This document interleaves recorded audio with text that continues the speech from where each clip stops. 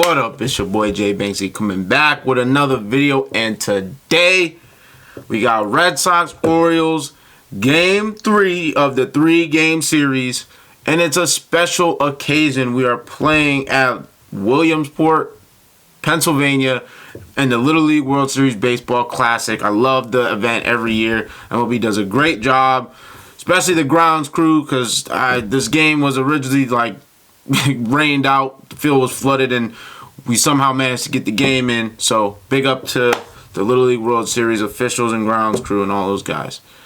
Now, I mean, you guys have probably seen the result of last night's game. So, I mean, the highlight, like I always say, is going to speak for itself. But the bullpen strikes again, and not in a positive way. So on a lighter note, we got someone that hits bombs to buildings, and then we have next to him a little leaguer. So if you got that reference, you're a good one. And let's get into the highlight. Government, don't come after me, man. It's all jokes. This is always cool, though. This looks like most Red Sox relays to the home plate after someone hits a double in the gap.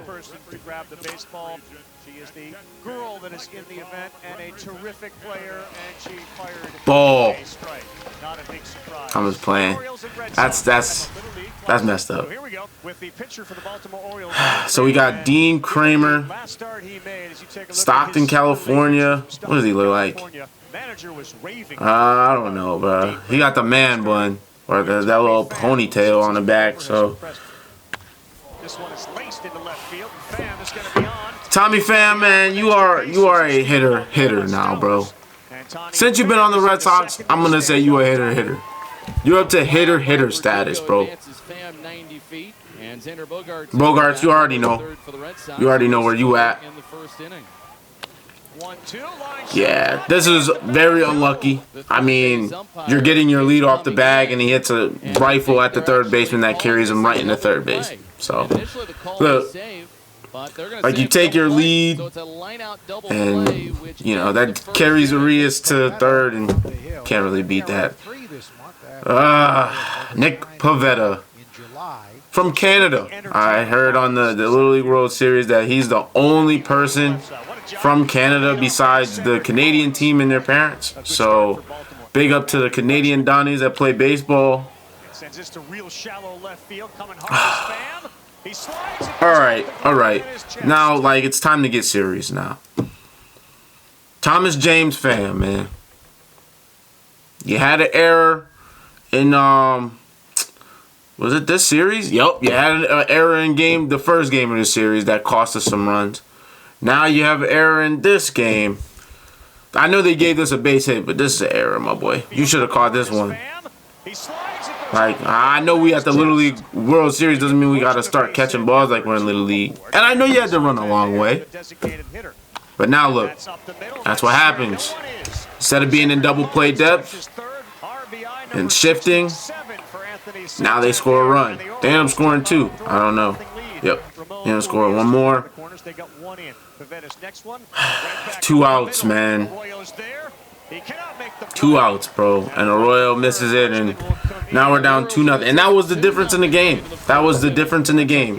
You got here is Arroyo, 6 for his last 10. Arroyo batting 600 in his last 10. Double plays. That was the difference. Those 2 runs right there.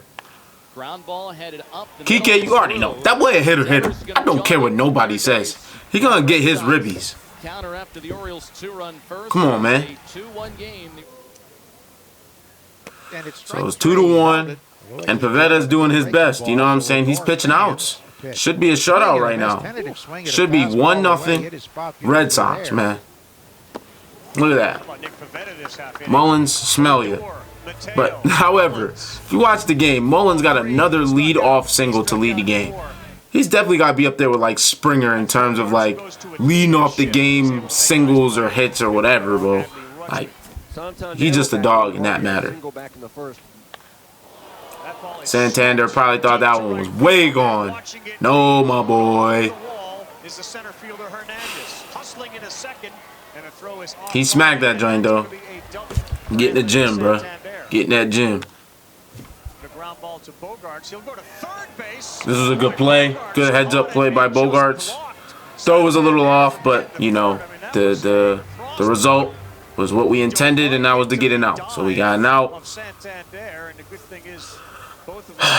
It's just, you know, you got guys like our bats, man. Like, our bats need to wake up when our pitching does well, and our pitching needs to wake up when our bats do well. This is a prime series example. You know, game 1, our bats woke up, but our pitching was trash. Then game 2, we were kind of even keel, so we won. And now this, you know, we needed our pitching to help us out, and we just didn't. It just didn't. Our starting pitching was really good. It's like, actually, more specifically, in game 1, our starting pitching was trash. Then our relief pitching was good. Now this game, hold on, they was talking about Royal. Never mind. But everything was even about game 2. That's not a strike. That was not a strike. That's a strike. So then in this game right here, if anything, our starting pitching was good, our defense was bad, and our relief pitching was not bad. Not bad. Actually, our relief pitching was awful. I got my words mixed up there. It's just we need it all to click. And if one thing is off, that's how the Red Sox are this year. If one thing is off, we will lose. Retires the side. 7 punch outs for Pivetta. We will lose if one thing is off. Swing and a miss. He struck him out. Pivetta's 8th strikeout. He has fanned Stowers 3 times. Strike 3 call. Like, look, Pivetta's out here shoving. Is dealing. That's his 9th strikeout. Nick Pivetta was great tonight. I mean, he's on the hook. He's going to the dugout, trailing, but he pitched great tonight. 5 2. And we bring in Matt Strom. This is when we start going arm to arm. Oh yeah, no. We got to go back to this. So after we bring in Matt Strom shuts it down. Luckily, I know I've been saying that Franchy Cordero has been 2 for his last 50,000 at bats. But he got called down to AAA, sent down. And he was tearing it up in AAA. And he was the very last person brought up for this road trip to Baltimore for the Little League Classic. And this is what happens when you still stay in your swing. Because it clearly didn't affect him. He didn't go to Fenway, didn't get overwhelmed. He just came in and did his job. And for that, this is his first at-bat. So your clock resets. You are now 1 for 1, Franchy Cordero. Let's watch the clip. There's a drive to left field, hammered deep. Unbelievable. Back, looking up by the fence. Franchy Cordero, bro. Who would have thunk? He is 1 for 1 in my opinion, ladies and gentlemen. Oh my God! What a scoop by Mountcastle. Holy smokes. Yeah, Mountcastle couldn't even believe that. But that's what good teams do. That's what good teams do. They lock down on defense. If that was Red Sox, if that was Franchy at first, now you already know that's going down the line. 2 runs, 1 of which was earned. So then, okay, I gotta give credit when it's due. There was a comment. I forgot who it was from. I'm gonna shout you out. Don't even worry about it. Shout out to you. Whoever commented that, shout out to you. It was over I think it was a couple videos ago. They said, you know, Cora's using Schreiber a little too much. And at the time, he had only pitched a few times. But now, it seems like, you know, he's getting overused. And I think he already got used in the series. So, on the negative side, like, we really don't have anything better. And we're using up our arms. So, they already have seen him. And it's just a bad situation. But you got to understand. On the positive side, we're going for a series win against a team that's better than us in a wild card. And the best option we had, you know, Cora probably talked to the pitching coach. Pitching coach probably talked to Schreiber, and he was probably ready to go. I mean, the best we had coming out was Sawamura. I mean, and Matt Barnes, it was too early, I guess, for him to close. So, This is the result. We are in a tie game in the bottom of the 8th. Tie game, bottom of the 8th. Look out, he First just came in and pitch. drilled Austin Hayes. Well, that backfired. Literally. First pitch. So now you got 2 men aboard and Rougned Odor. And then he walks Odor on 4 pitches. So we got 5 pitches, two men on base.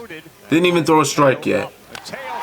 So the second strike he throws, you know he's going to try and load a lost one in there. Hasn't been picked up yet. Mateo, obviously one of the hottest 9 batters, shortstops currently right now in baseball.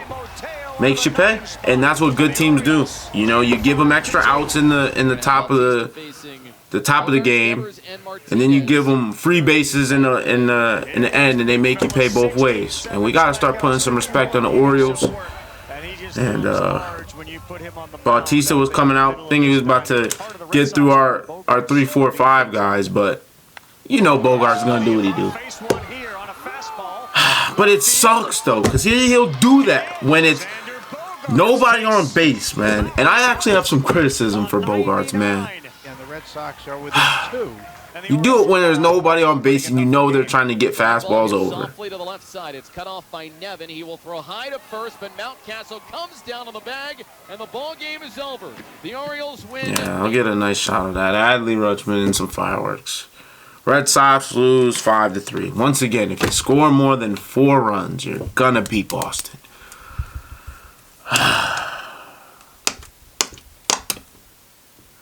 This sucks. Because our pitching wasn't that bad. Like, you give up 5 runs. Like, you give up 5 runs, 4 or 5 runs, you know, it's 50-50. But when our bats don't hit well, you know, you have guys, nobody's named Kramer shutting us down. It's just a long day. And it turns into a game like that. And the slimmest of margin, Red Sox are always teetering on that margin. We always start right on the middle. And if we just go over this part right here, it's a L. And if we start going up here, we could easily fall back and still be a L. So we have to stay consistent. It's just our defense isn't consistent right now. Pitching is not consistent. And definitely our bats are not consistent. So this is, you know, Series L, but we still have 3 series to go. One against the Jays, Rays, and the Twins. So I'll let y'all know at the end of that stretch if we really built for October or not. All right, my camera's going to die, so I got to get up out of here. It's been your boy, Jay Banksy, and I'll see you when I see you. Peace.